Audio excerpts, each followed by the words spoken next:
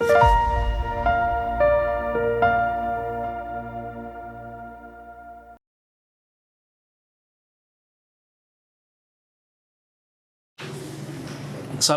warahmatullahi wabarakatuh. Sahabat Bawaslu, bertemu kembali dengan kami dalam kegiatan podcast yang kali ini kita akan berdiskusi terkait dengan pemilu dan juga pemilihan di tahun 2024 kemarin. Jadi sebagaimana sahabat Bawaslu ketahui bersama, tahun 2024 kemarin bangsa Indonesia melaksanakan pemilu dan juga pemilihan di tahun yang sama. Khusus kemudian yang terjadi di Kabupaten Demak saat pemilu dilaksanakan itu kita ada tambahan kegiatan karena saat itu kemudian terjadi musibah yang mengganggu tahapan pelaksanaan pemilu, yaitu banjir 2 minggu menjelang pelaksanaan pemilu. Jadi tentu KPU waktu itu selaku pelaksana teknis akan banyak sekali mempunyai kenangan gitu ya terkait dengan kegiatan pemilu di tahun 2024 yang 2 minggu menjelang itu kemudian ada musibah banjir. Nah, untuk kemudian kita bercerita terkait dengan khususnya pemilu di tahun 2024 kemarin, kita telah mengundang narasumber yang sangat kompatibel dengan peristiwa saat itu, yang nanti juga akan bisa bercerita banyak terkait dengan kegiatan pemilu dan juga banjir di tahun 2024. Nah, kita sapa, beliau adalah Ketua KPU Kabupaten Demak. Selamat siang Bu Ulfa. Selamat siang Pak Ketua. Sehat Bu Ketua? Alhamdulillah harus sehat. Harus sehat ya. Jadi harus sehat itu bukan hanya di tahapan, tapi setelah tahapan juga harus tetap sehat. Supaya tetap bisa melaksanakan kewajiban-kewajiban gitu ya. Iya. Sahabat Bawaslu, pada siang hari ini kami mengundang Ketua KPU Kabupaten Demak. Beliau adalah Ibu Siti Ulfaati, yang sehari-harinya biasanya kami undang dengan menyebut nama Mbak Ulfa gitu ya. Nah, beliau kali ini hadir di tengah kesibukannya yang meskipun sudah masa non tahapan tapi tetap saja sibuk gitu ya, Bu Ulfa gitu ya. Sangat-sangat sibuk. Sangat-sangat sibuk katanya. Baik Bu Ulfa, sedikit kita mundur sejenak flashback gitu ya, kira-kira kalau kemudian bicara pemilu 2024 itu kenangan yang paling memorable itu apa sih yang diingat oleh Bu Ulfa selaku Ketua KPU saat itu? Iya, jadi kalau kita ngomong pemilu 2024 memang kayaknya semua rasa jadi satu di sana gitu ya. Kalau kita ngomong capek, sedih, khawatir, takut, kecewa, seneng, semuanya ada di momen pemilu 2024. Tadi juga sudah disampaikan oleh Pak Ketua bahwa memang pemilu kita di Kabupaten Demak ini tidak seperti teman-teman kabupaten yang lain, karena ada satu peristiwa bencana alam berupa banjir yang memang terjadi di satu kecamatan di Karanganyar, di 11 desa ya, 11 desa di 114 TPS.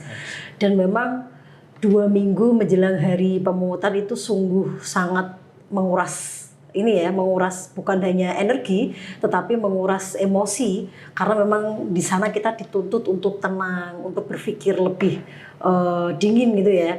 Bagaimana kita tetap bersinergi dengan banyak pihak. Bahkan ada beberapa pihak yang memang menolak pelaksanaan pemilu di tanggal 14 Februari 2024, tetapi pada akhirnya memang alhamdulillah berjalan dengan lancar. Jadi kalau misalkan memori apa yang sangat terkesan gitu ya tahapan itu yang berjalan mengenai pemungutan suara susulan itu semuanya sangat terkesan. Karena memang ya meninggalkan banyak cerita gitu loh. Termasuk ketika 2 minggu tiba-tiba yang Kabupaten Demak bahkan bermimpi pun tidak ketika di pelaksanaan pemilu itu akan terjadi peristiwa sebesar itu. Bahkan kita mengalami kekhawatiran itu ya, ketakutan itu ya, bahkan confused, bingung bahasanya seperti itu. Ini harus bagaimana? Ya kalau nanti terjadi, kalau bisa kita laksanakan atau tidak itu pasti. Tetapi memang berkat sinergi yang luar biasa dengan teman-teman Bawaslu, dengan teman-teman Forkopimda, stakeholder, instansi yang lainnya, dan tentunya dengan teman-teman masyarakat ya, dan wabil khususnya dengan teman-teman penyelenggara di tingkat kecamatan, tingkat desa, baik PPK maupun Panwas, karena memang notabene teman-teman banyak yang terdampak atau artinya sebagai korban. Nah, korban ini kan fokusnya, perasaannya kan sudah berbeda. Jadi ketika mereka harus berpikir bagaimana hidup mereka dengan musibah yang sudah terjadi, di satu sisi mereka harus melakukan dan memang berkewajiban, punya kewajiban, punya tanggung jawab untuk tetap menyelenggarakan pemilu di tahun 2024. Itu sebelum kejadian tanggul jebol, itu KPU mendapatkan informasi atau enggak? Kira-kira ini sudah waspada, ini sudah seperti ini kondisinya, KPU siap-siap atau sama sekali tidak ada informasi saat itu? Sebenarnya ketika ada ini ya, kan ada grup nih yang memang teman-teman ramai menginformasikan kondisi pada waktu itu, ada beberapa kecamatan sebenarnya, bukan di Karanganyar, misalnya kan kayak di Dempet. Terus di Kebun Agung, Gajah kayak gitu ya, yang mereka sudah lebih dulu terkena dampak banjir. Kemudian informasi dari teman-teman Purwodadi Grobogan yang notabene mereka sudah terdampak. Ya kita masih tetap waspada dan kita juga berkoordinasi dengan BPBD ya, Badan Penanggulangan Bencana Daerah, yang memang selalu update menginformasikan kira-kira apa yang terjadi. Nah, ketika tanggul itu jebol, ya kita masih berpikir positif lah intinya. Ya semoga masih bisa dilaksanakan lah pemilu. Nanti mungkin dengan relokasi atau dengan intinya masih bisa kami laksanakan di tanggal 14 Februari dengan beberapa alternatif yang ada. Dan kami juga tidak berpikir, tidak berharap sebenarnya bahwa itu akan ada PSS. Gitu. Jadi waktu Dempet sama Kebun Agung itu terkena dampak banjir, KPU belum berpikiran sama sekali bahwa Karanganyar akan mengalami musibah banjir itu ya. Iya, kita tidak berpikir. Bahkan ketika di Dempet sama di ini ya Kebun Agung, kita juga sudah meminta teman-teman Badan Ad Hoc untuk melaporkan kira-kira yang terdampak TPS mana dan lain sebagainya, termasuk peta distribusi logistik. Itu juga sudah menjadi bahan kami karena memang beberapa stakeholder itu kan menanyakan. Salah satunya yang paling getol itu ada di Polres. Ini karena bagian dari penjagaan mereka ya, pengamanan mereka. Ini kira-kira bagaimana TPS dan antisipasi dan lain sebagainya. Itu mau sudah kami lakukan. Tetapi malah pada akhirnya ada di Karanganyar. Dan ketika terjadi bencana banjir di Karanganyar itu pun memang tidak semudah, bahasanya tidak semudah seperti kita ngomong gitu kan. Karena memang ini bagaimana menyatukan rasa, menyatukan semangat, menyatukan asa teman-teman. Dan ini bukan hanya teman-teman Badan Ad Hoc ya, tetapi mohon maaf teman-teman pemerintah daerah yang ada di desa, yang ada di kecamatan, yang notabene mereka berjibaku bukan hanya sebagai korban, tetapi mereka juga sebagai relawan, sebagai pemangku kepentingan daerah yang memang disambati masyarakat secara langsung. Jadi ketika terjadi bencana itu, kami juga melakukan semacam survei. Bukan hanya survei kita nanya sama teman-teman ya, tapi teman-teman KPU itu juga turun langsung ke lapangan memastikan. Misalkan di desa Wonoketingal, TPS sekian, kami cek di lokasi. Apakah itu memang benar, ada dokumentasinya? Apakah memang benar ini tidak memungkinkan dan lain sebagainya. Bahkan ketika kami membuat grup yang memang di situ ada teman-teman Badan Ad Hoc di beberapa desa itu ya, mereka bahkan melaporkan ketinggian air berapa meter dan lain sebagainya, itu mereka katakan kepada kami. Jadi kami itu tahu betul situasi kenaikan air per jam mungkin ya, karena mereka melaporkan. Bahkan yang terakhir, di detik terakhir itu KPU Provinsi juga hadir ya, kami ajak melihat juga kondisinya yang awalnya tadi pagi masih fine gitu ya, ternyata siang air semakin naik semakin malam. Akhirnya kalau kita lihat sejarahnya kemarin kan dari beberapa TPS bertambah dan itu juga melakukan survei yang sangat luar biasa karena kami memang harus memastikan betul apa yang terjadi di lapangan. Dan ketika kami akan mengambil keputusan apakah ini mau ditunda atau mau dilaksanakan, biasanya disusul ya, ataukah mau dilaksanakan di tanggal 14 Februari, itu juga dinamikanya luar biasa karena rapat melalui Zoom, secara langsung teman-teman kita kumpulkan. Bahkan ada beberapa Badan Ad Hoc yang memang nggak bisa hadir karena posisinya nggak tahu rimbanya di mana, ada rumahnya yang hancur dan lain sebagainya. Kemudian ada penolakan dari kepala desa. Jadi saya masih ingat ada 3 kepala desa yang pada waktu itu menolak kami melakukan pemilu. Jadi desa-desa yang digunakan basis misalkan dapur umum, saya tidak perlu menyebut desanya ya, dijadikan dapur umum, kemudian mereka dijadikan tempat pengungsian, itu mereka menolak dengan getol. Tidak berarti desanya tidak kena banjir, secara tapi langsung kena dampak dari pengungsi. Pengungsi gitu ya. iya, mereka bahkan bikin surat. Jadi surat terbuka penolakan terkait pelaksanaan pemilu di tempat tersebut. Kalau 3 desa itu kan lumayan ya. Jadi berapa TPS-nya. Nah memang ketika kami memaksakan bahasa gitu ya, kami kan juga perlu berkonsultasi dengan provinsi dan lain sebagainya. Ketika memang itu tidak terdampak secara langsung, itu tidak bisa dilakukan penundaan, walaupun mereka dijadikan dapur umum maupun tempat mengungsi. Dan memang sampai titik akhir ada beberapa syarat yang muncul. Saya masih ingat waktu itu dikumpulkan sama Forkopimda, termasuk ada Pangdam datang, terus dari kepolisian ya, dari Jawa Tengah itu waktu itu masih Pak Lutfi itu juga rawuh ke sana. Bahasanya seperti ini. Ketika memang beberapa desa itu yang jadi tempat ini tadi ya, membantu teman-teman itu untuk melakukan pemilu, mereka punya syarat. Sebenarnya mereka keberatan itu alasannya selain itu tadi ya, karena teman-teman semuanya itu jadi relawan.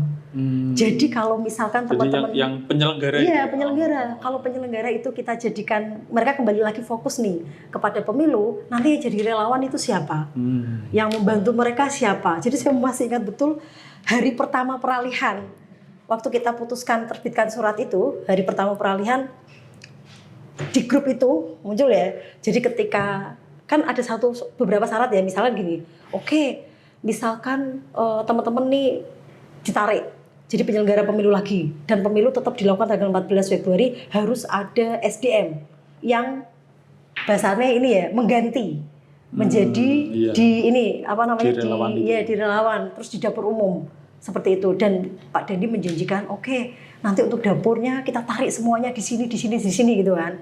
Terus untuk relawan nanti teman-teman kita terjunkan semuanya.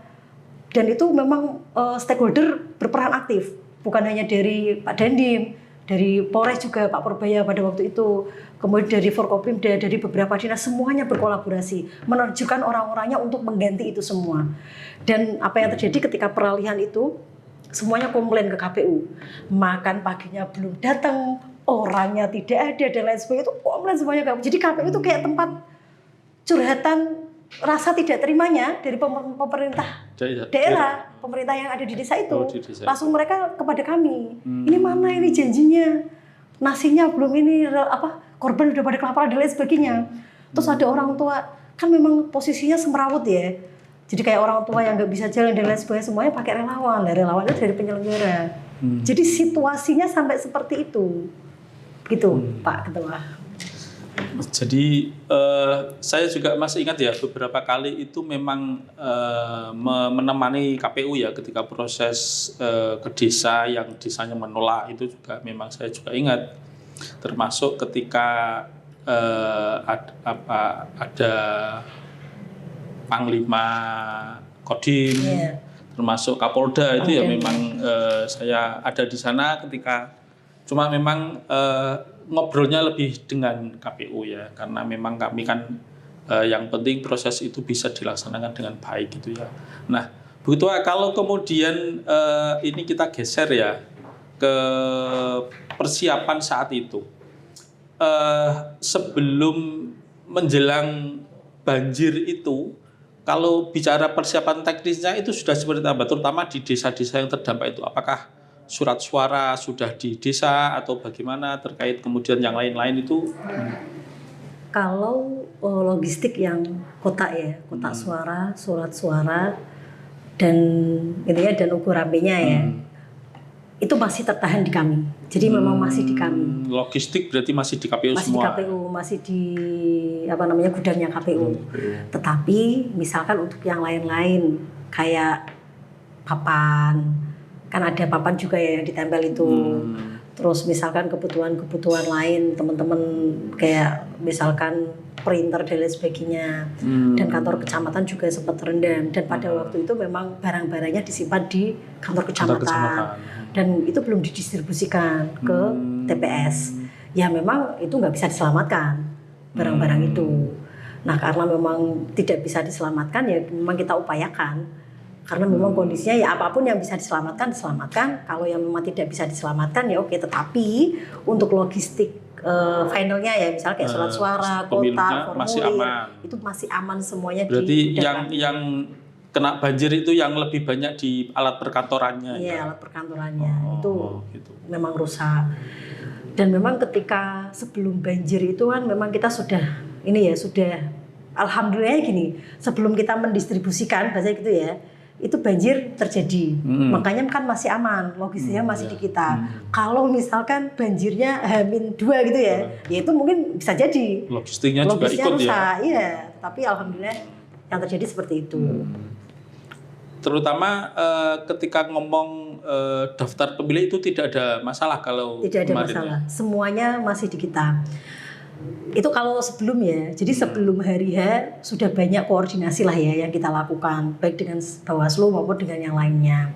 Terus persiapan ke TPS misalkan, persiapan TPS itu kan juga kami harus melihat, karena TPS itu kan harus yang dekat dengan pengungsian, kemudian yang tidak terdampak banjir, kemudian yang aman buat masyarakat. Tetapi memang situasinya ada satu TPS gitu ya, bukan satu TPS, satu tempat yang di situ ada beberapa TPS yang memang tidak bisa terlewatkan oleh banjir. Itu daerah Wonoketingal. Di daerah Wonoketingal yang posisinya kan dia memang masih terendam banjir, dia nggak bisa. Dan memang akses listrik itu kan memang tidak masuk. Jadi sebelum hari pemungutan kita juga banyak berkoordinasi termasuk dengan PLN. Memetakan misalkan di daerah tersebut listrik bisa masuk apa tidak. Kalau memang tidak masuk berarti kita menyiapkan yang namanya genset seperti itu. Terus kemudian kita juga mendatangkan mobil ini ya yang buat WC itu loh. Nah, yang di mobil itu juga kita datangkan di sana. Itu di Wonoketingal. Yang sebelah sini itu Wonoketingal ya, kanan ya. Terus kemudian alat penyedot itu juga kita siapkan posisinya di situ. Berarti sebentar, yang menarik ini, yang mobil WC itu kenapa harus menyediakan dari KPU? Apa posisinya tidak memungkinkan untuk orang-orang buang hajat di tempatnya masing-masing atau di tempat yang agak jauh, nggak memungkinkan gitu? Itu tidak memungkinkan karena mereka, saya masih ingat, berada di tempat penampungan di masjid. Masjid jaraknya dengan ke situ itu kan agak jauh ya, agak jauh. Dan posisinya memang tidak ada listrik, semuanya mati di situ. Dan yang selanjutnya karena posisinya dia masih banjir. Jadi orang jalan itu masih satu lutut. Satu lutut ya. Dan posisi TPS-nya itu memang tidak terkena banjir, tapi aksesnya terkena banjir. Ya. Jadi TPS-nya ada di sekolah. Di sekolah yang memang notabene dia tinggi. TPS-nya tidak, tapi aksesnya semuanya tertutup banjir.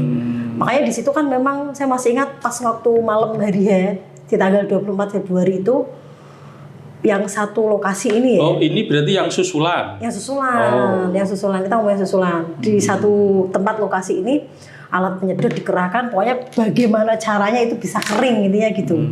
Tapi yang namanya kan gini, kalau yang kemarin pas tanggal 14 Februari kebetulan kita kan nggak hujan ya. Iya.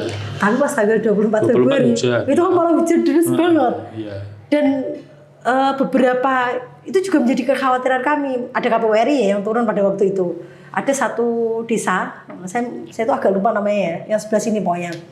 Itu kan dia sempat tendanya kena hujan dan lain sebagainya. Itu kan salah satu kekhawatiran air naik lagi kayak gitu. Tapi alhamdulillah semuanya jalan. Tapi kemarin lebih ada yang di luar gedung itu. Ada. Yang outdoor ada berarti ya? Ada, dia sewa teratak. Karena yang beberapa yang PSS itu dari kami ketika turun kan lebih banyak di sekolahan ya. Ya. Ada. Itu berarti ada yang ya. Sebelah jembatan berarti. Sebelah jembatan. Di situ. Itu KPWRI sampai sana berarti? Sampai sana. Pak Yuliados Derajat pada waktu itu. Kami ajak ke sana. Pokoknya pas kebetulan ya. Jadi ada info dari PPS, Bu ini kan hujan deras, air naik. Jadi memang satu mata kaki. Satu mata kaki, tapi ya masih aman. Jadi memang teman-teman pesan kita kayak gini. Jadi apapun yang terjadi nanti, misalkan hujan deras lagi, apa yang harus diselamatkan dulu? Saya bilang gitu. Jadi logistik. Karena kita udah gak ada logistik lain nih, logistiknya tinggal itu. Kalau logistiknya rusak, ya udah gak ada pemilu. Jadi apapun yang terjadi, mau hujan deras, mau ketera angin, mau apapun, ya yang diselamatkan dulu adalah logistik. Itu kondisi di situ memang tidak ada lagi gedung yang bebas banjir ya? Sudah semua gedung kerendam semua ya? Nggak ada. Jadi yang posisi sebelah tanggul itu kan banyak yang rusak. Banyak yang rusak rumah-rumah itu. Jadi banyak yang belum ready lah intinya. Lah wong kita aja waktu pengiriman logistik kalau masih ingat, itu kan kita sampai nyebrang toh. Jadi jalurnya nggak bisa jalur kayak biasanya. Itu kan pakai jalur, ada yang lewat Jepara, ada yang lewat Purwodadi. Kan sampai seperti itu. Bahkan alternatif terakhir kemarin memang sempat kita sampaikan kalau memang tidak ada tempat yang bisa untuk menyimpan logistik H-1, berarti mobil boxnya itu kita taruh di sana, ngetem. Nanti ketika mendekati area baru diambili sama teman-teman KPPS. Oke, itu yang PSS ya. Nah, kalau kemudian kita selanjutnya ke rekapitulasi. Kalau proses di rekapitulasi pasca banjir ini gimana kalau di KPU prosesnya? Kalau untuk yang rekapnya kita ya di tingkat kabupaten, tentunya kita menunggu rekap yang ada di kecamatan, termasuk yang PSS. Jadi rekapnya kan semuanya ditarik di kecamatan. Ya aman aja, memang nggak ada masalah. Jadi mereka bahasanya 2 kali ya. Kerja 2 kali. Kerja 2 kali. Untuk yang pemilu 14 Februari sama yang 24 Februari. Berarti rekapnya di tingkat kecamatan 2 kali. Iya. Kalau yang kabupaten tetap sekali. 1 kali. Kita tetap menunggu teman-teman yang lain. Itu. Jadi untuk pemilu itu yang memorable karena semua rasa ada di situ ya. Iya. Capek, senengnya gimana itu Bu? Ya senengnya kalau sudah selesai kan kita alhamdulillah. Ternyata kekhawatiran, ketakutan kalau kita lewati dengan ya Bismillah ya, kita nggak munafik bahwa di situ tetap ada campur tangan Tuhan. Yang memang berkat doa teman-teman semua, berkat doa masyarakat tentunya, pemilu di Kabupaten Demak berjalan dan memang itu berbuah manis gitu loh. Walaupun diwarnai dengan dinamika penolakan. Dan memang seperti itu ada aja yang terjadi gitu ya, tapi alhamdulillah semuanya berjalan lancar. Dan memang di PSS kemarin itu bisa dipastikan partisipasinya sangat-sangat bagus. Itu kan hampir di angka 95%. Hampir semua masyarakat itu kenapa itu Bu? Ya mungkin mereka karena berada di, ini pengamatan saja ya, karena mungkin mereka berada di dalam satu penampungan gitu ya. Penampungan jadi bahasanya kan bareng-bareng gitu ya. Jadi merasa senasib seperjuangan.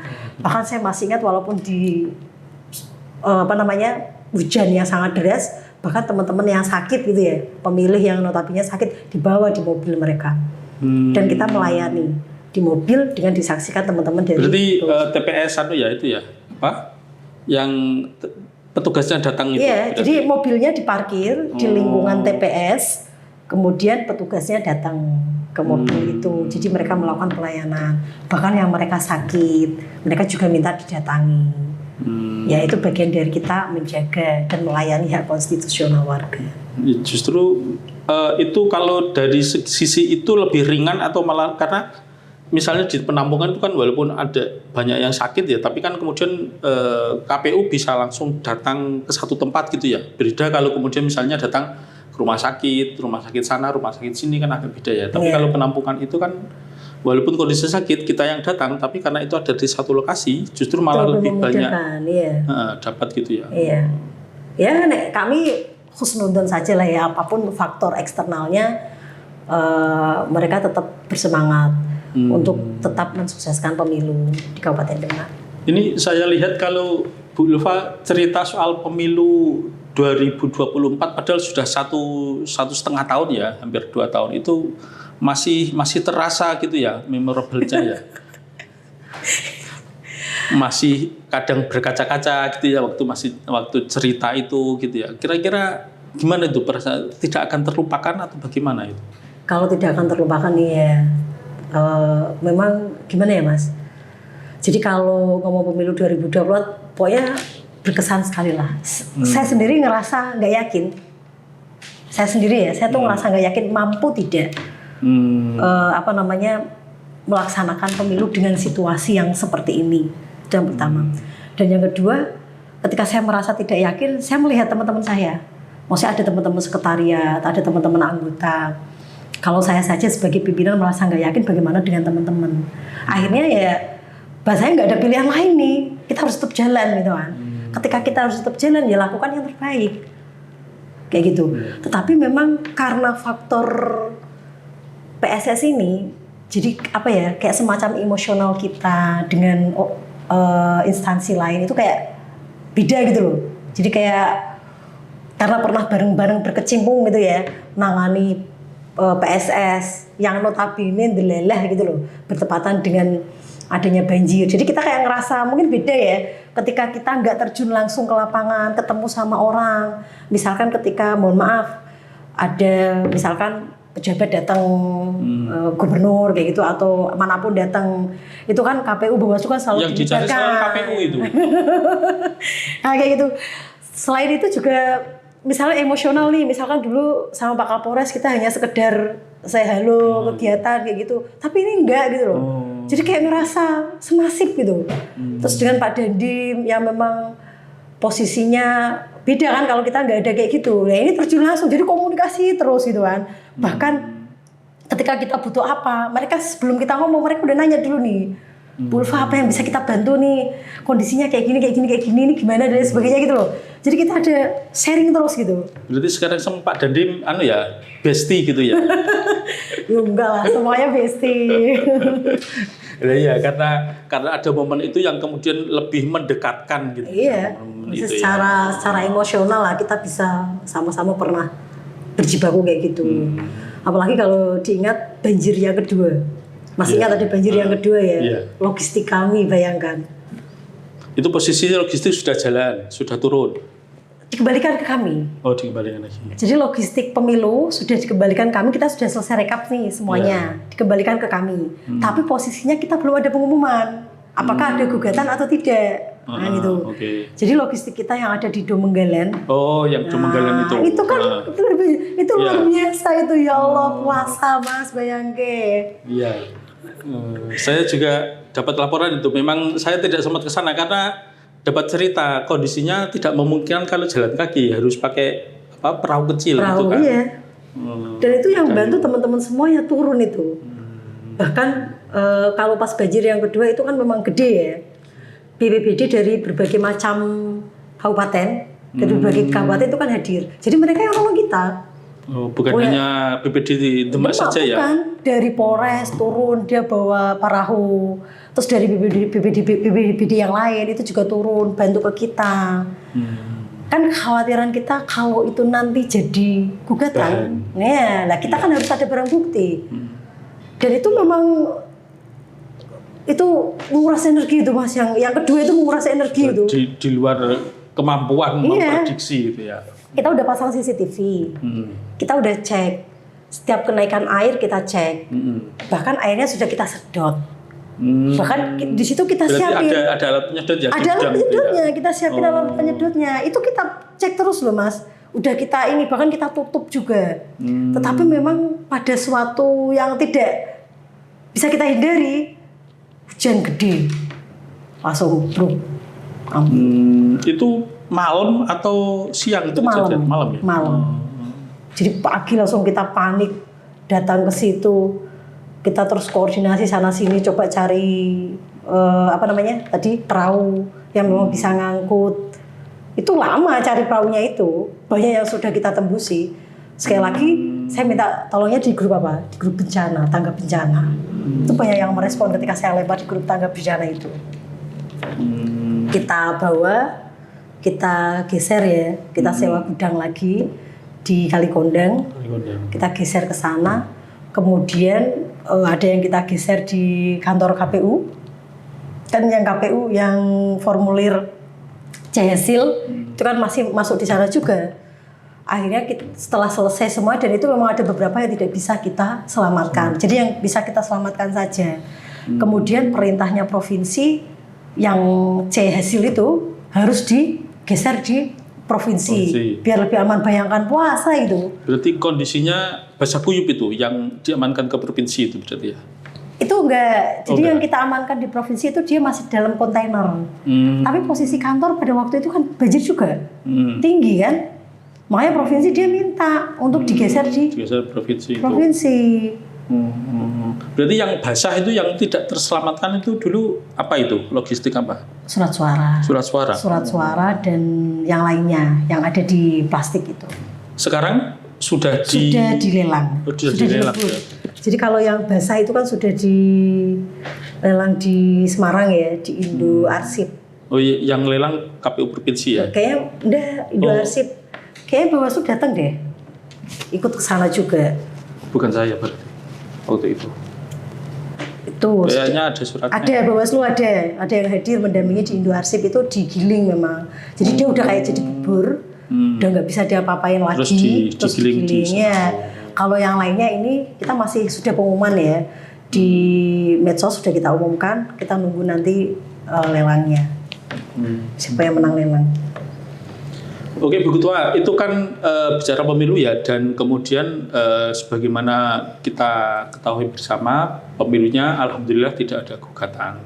Nah kalau kemudian kita bicara geser nih ke pemilihan, kalau ke pemilihan ada nggak yang sangat memorable yang kemudian menjadi nggak bisa dilupakan nih oleh yang pemilihan. Kayaknya Bawaslu juga punya hal yang sama deh. Ya Allah. Kalau pemilihan di Kabupaten Demak itu kan, ini kan waktunya kan ya beririsan kan. Jadi gini, kalau kita ngomong beririsan ini ya, masalah waktu dan lain sebagainya, ya itu bagian dari kewajiban kita lah. Walaupun banyak yang bilang, kok waktunya nggak manusiawi ya dan lain sebagainya, jam kerja kita ya sudah lah, itu selesai kan gitu. Nyatanya juga kita tetap jalan. Tetapi kalau ngomong pemilihan di Kabupaten Demak, sebelum hari pemungutan maksudnya ya, itu kan panas ya situasinya. Saling serang, dua pasangan calon, kemudian hal-hal yang mewarnai, kemudian sampai kita muncul bahasa membocorkan soal gitu ya, soal debat. Ya sebenarnya nggak apa-apa sih, itu kan bagian dari dinamika lah ya, dinamika. Justru malah ketika ada dinamika tersebut itu mendewasakan kita dan banyak belajar dari proses itu. Berarti lebih karena calonnya cuma ada 2 sehingga kemudian kondisinya panas gitu ya, sebelum ke pemungutannya. Sebelum ke pemungutan, tapi setelah pasca pemungutan ya udah oke aja, gitu ya? Adem, semuanya juga sama-sama menerima hasilnya. Tidak ada gugatan, ya udah oke aja. Saya juga mikirnya gitu, wah ini sebelum pemungutan sudah sangat panas, ini jangan-jangan setelah setelah pemungutan itu malah gugatan sampai ke MK ini. Saya juga sudah bersiap seperti itu, mikirnya juga gitu kemarin. Tapi ketika kemudian tidak ada ya alhamdulillah gitu ya, bisa kita bisa menikmati. Setelah itu kan bisa langsung beristirahat gitu ya, istirahat.